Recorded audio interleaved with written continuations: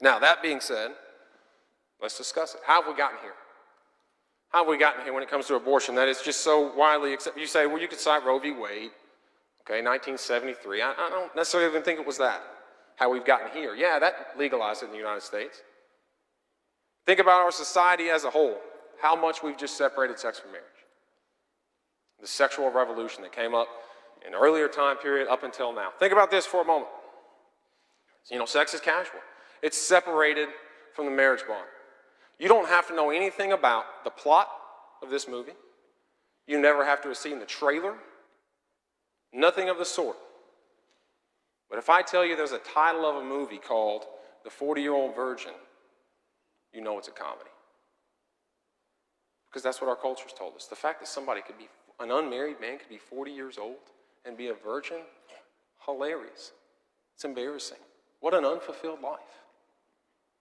That's what our culture has told us. With a culture such as that, there's no doubt that we're going to have abortion on demand. I'm looking for the things that makes me happy. Sex makes me happy. It's casual. It's fun. It's not tied to anything. It's not tied to any marriage bond. It's not tied to anything of that sort.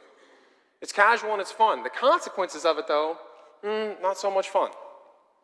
So, hey, there's a solution to that problem. And it's gotten us to where we are. The Bible, of course, is quite clear about this. It's quite clear about the topics of sex and marriage and abortion.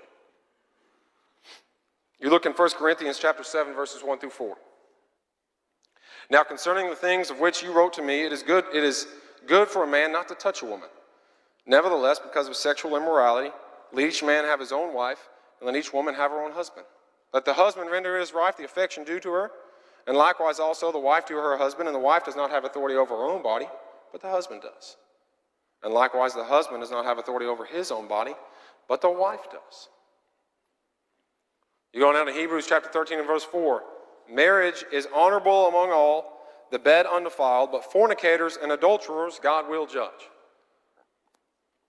We understand that the sex that God created is meant for the marriage bond. It's meant for no other time than that.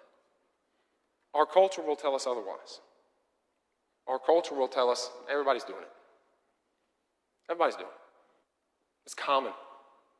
Abstinence is laughable. That's not something that people actually do. Not anymore. We've moved on. That's old school.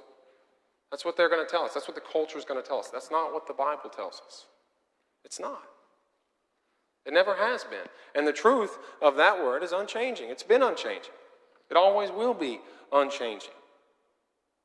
We look at the concepts of, course, abortion. And again, you could spend a lot more than the 7 minutes I got talking about it. And Luke 1:41, right, when Mary goes and we read that the babe, John the Baptist there, leapt in the womb. You've got a formed fetus, child, what have you, leaps in the womb.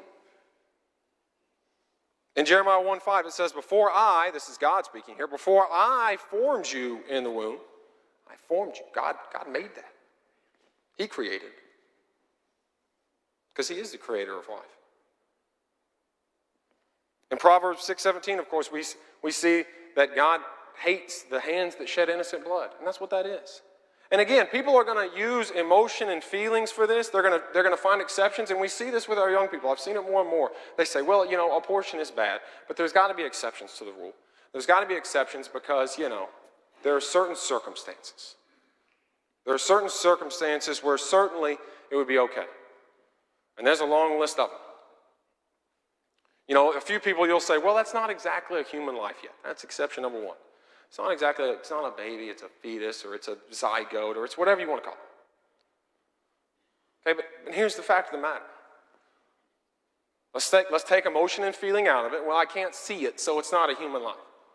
Okay? There's two questions to be asked. Is it living or is it dead? Once you have a fertilized egg, is it living or dead? Well, it's certainly living, because if it's left alone to its own natural processes, it'll continue to grow and mature. Okay?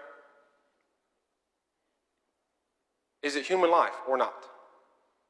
Well, we know that everything is made of its own kind.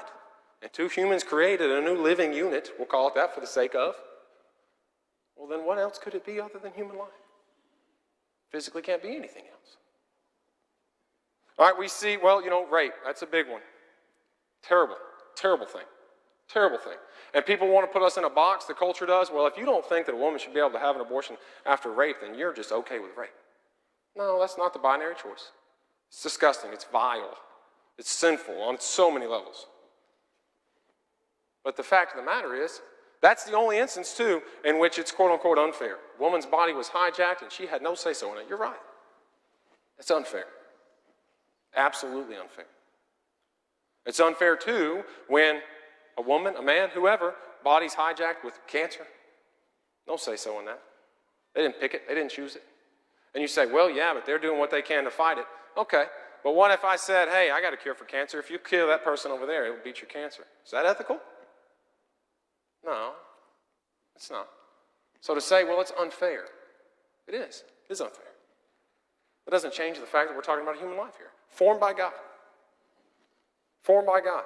The life and health of the mother. This is a good one. Well, the mother's life is in danger. There is no instance in the history of time in which a mother's life has been in danger and the only way she can survive is to kill that baby. That's it. It's the only option. Got to kill it right now. Now, you may say, hey, there are some health complications here, and we're going to need to get that baby out in order to save your life. And we're going to do the best we can to save that baby also, but it's possible, due to its development, that it may die. But that's not an abortion. We're not killing a baby for that. Never do I have to go in and say, I just got to kill it. The only way you live. No. I can try to save both. I certainly can.